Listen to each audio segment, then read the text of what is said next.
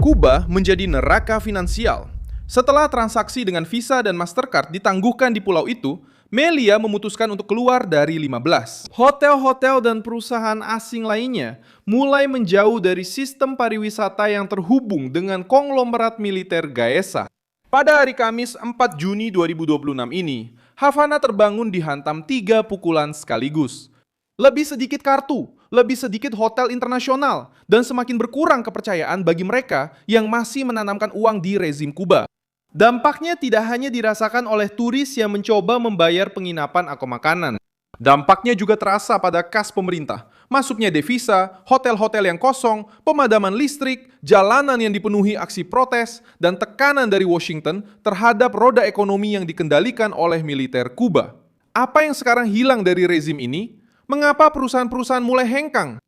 Bagaimana Kuba akan menghadapi pukulan ini? Saya akan segera menceritakan semuanya kepada Anda. Jika Anda suka konten yang langsung ke inti dan tanpa basa-basi seperti ini, pertimbangkan untuk berlangganan, karena di sini ada video seperti ini setiap hari. Bank Sentral Kuba mengumumkan bahwa transaksi yang dilakukan dengan kartu Visa dan Mastercard akan ditangguhkan mulai 6 Juni. Alasan yang diberikan cukup sederhana. Bank asing yang memproses transaksi tersebut memutuskan untuk mengakhiri hubungan dengan Vincimex SA, perusahaan keuangan yang terhubung dengan sistem negara Kuba dan terkait dengan kelompok Gaesa. Secara praktik, hal ini memutus salah satu jalur utama pembayaran internasional yang masuk ke dalam pulau tersebut. Wisatawan datang, mencoba menggunakan kartu yang diakui di seluruh dunia, tetapi sistem yang mendukung operasi tersebut berhenti berfungsi. Inilah titik yang menyakitkan di Havana. Ini bukan hanya soal perusahaan swasta, ini soal perubahan aturan perdagangan. Yang terkena dampak adalah saluran tempat masuknya uang dari hotel, restoran, toko, layanan pariwisata, dan konsumsi para pengunjung asing. Selama bertahun-tahun, rezim telah menjual citra bahwa masih ada sedikit normalitas ekonomi di balik resor, kartu internasional, dan merek-merek asing. Sekarang, lapisan tipis itu mulai mengelupas. Pengunjung mungkin ingin membelanjakan uang, tetapi struktur yang mengubah pengeluaran itu menjadi devisa untuk sistem Kuba mulai kehilangan kekuatannya. Keputusan ini diambil setelah perintah eksekutif yang ditandatangani oleh Donald Trump pada 1 Mei yang memperluas sanksi terhadap sektor-sektor ekonomi Kuba, termasuk bidang keuangan, energi, keamanan, pertahanan, pertambangan, dan struktur yang terkait dengan pemerintah. Washington mulai menargetkan tidak hanya pejabat Kuba, tetapi juga perusahaan dan institusi asing yang terus menjalankan bisnis sensitif dengan rezim tersebut. Batas waktu penutupan yang diperintahkan untuk beberapa operasi yang melibatkan Gaesa berakhir pada 5 Juni. Disitulah tekanan tidak lagi sekadar wacana, tetapi masuk ke dalam kontrak, bank, hotel, dan meja kasir. Gaesa adalah nama yang muncul di pusat krisis ini. Konglomerat yang dipimpin oleh militer Kuba ini terhubung dengan hotel, pariwisata, keuangan, logistik, dan bisnis strategis di pulau tersebut. Bagi Gedung Putih, sistem ini memusatkan sumber daya yang seharusnya digunakan untuk rakyat Kuba, tetapi akhirnya justru melindungi elit rezim. Melia mengumumkan bahwa mereka akan segera berhenti mengelola, memasarkan, dan menawarkan layanan merek untuk 15 hotel di Kuba. Perusahaan asal Spanyol itu telah berada di pulau tersebut sejak tahun 90-an dan merupakan salah satu operator asing terbesar di sektor pariwisata Kuba.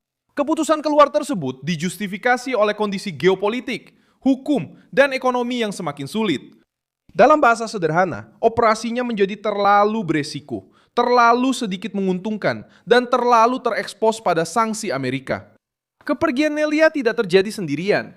Iberostar juga menarik diri dari 12 hotel yang terkait dengan struktur yang terkena sanksi.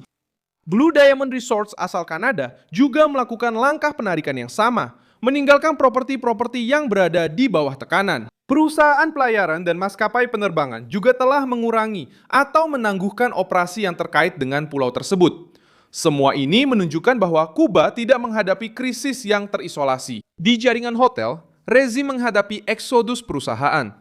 Kepercayaan. Selama bertahun-tahun, pariwisata dijual sebagai etalase ekonomi rezim. Sementara rakyat menghadapi kelangkaan, hotel-hotel internasional berfungsi sebagai kedok stabilitas. Namun, kedok itu bergantung pada bahan bakar, listrik, penerbangan, kartu, pemasok, bank, dan merek asing. Ketika pilar-pilar itu mulai hilang, kastilnya tidak langsung runtuh, tapi mulai rapuh dari dalam. Angka-angka pariwisata sudah menunjukkan keterpurukannya sebelum pukulan baru ini terjadi. Kuba menerima kurang dari 300.000 wisatawan asing pada kuartal pertama tahun 2026, turun 48% dibandingkan periode yang sama tahun sebelumnya. Pulau ini memang sudah kehilangan wisatawan karena pemadaman listrik, kekurangan bahan bakar, ketidakamanan operasional, dan ketakutan akan terjebak dalam perjalanan tanpa fasilitas dasar. Sekarang, dengan hotel-hotel internasional yang keluar dan kartu-kartu yang tidak lagi berfungsi, wisatawan yang masih berpikir untuk pergi ke Kuba pun mendapat peringatan. Tentu saja, pulau ini semakin sulit, semakin mahal, dan semakin tidak stabil. Pemadaman listrik melengkapi gambaran tersebut.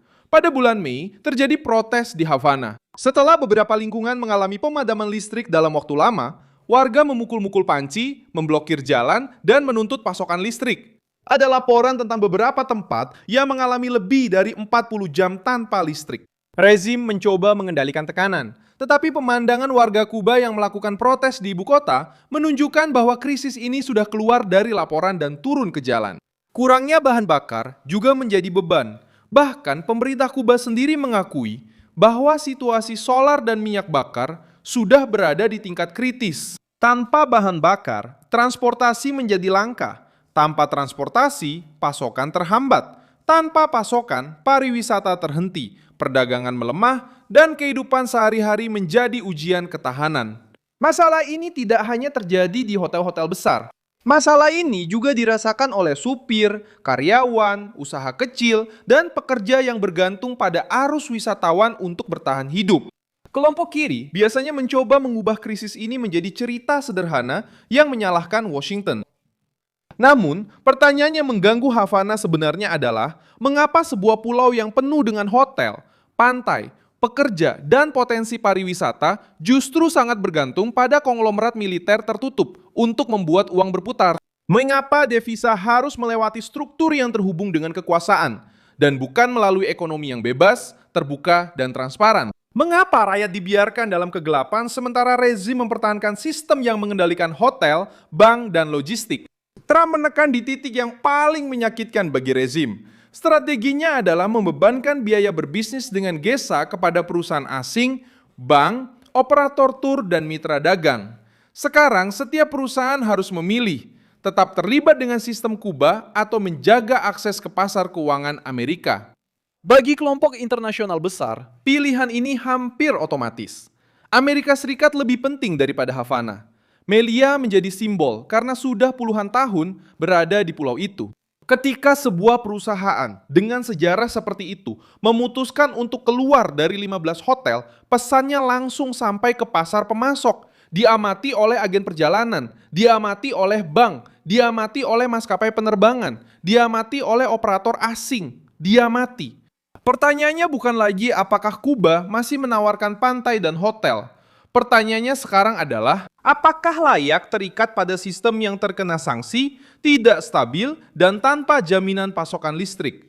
Jika pulau ini tidak dapat memproses kartu internasional yang diakui, pariwisata akan terjebak pada uang tunai, pengaturan paralel, dan risiko yang lebih besar bagi siapapun yang masuk ke wilayah tersebut. Itu tidak menarik pengunjung, justru membuat mereka menjauh. Kuba selalu mencoba menjual kepada dunia campuran antara pariwisata, revolusi romantis, dan perlawanan politik. Tapi sekarang gambarnya sudah berbeda. Hotel-hotel tidak beroperasi, kartu-kartu ditangguhkan, pemadaman listrik berkepanjangan, jalanan penuh kemarahan, dan perusahaan asing mencari jalan keluar. Wisatawan yang datang setelah 6 Juni akan mendapati pulau yang makin tertutup. Operator asing akan menemukan pasar yang lebih longgar. Rezim akan menemukan lebih sedikit ruang untuk menyembunyikan krisis di balik tampilan pariwisata. Dan rakyat Kuba akan terus melihat dalam prakteknya perbedaan antara ekonomi terbuka dan mesin negara yang mengendalikan segalanya sampai semuanya mulai gagal. Saya Milsong Alvis, seorang internasionalis, dan tujuan saya adalah membuat Anda tetap terinformasi dengan kebenaran setiap hari. Tautan berita ada di deskripsi video. Beri like pada video ini, subscribe ke channel, dan di akhir, lihat komentar agar Anda bisa lebih terlibat dengan komunitas. Milson Alves.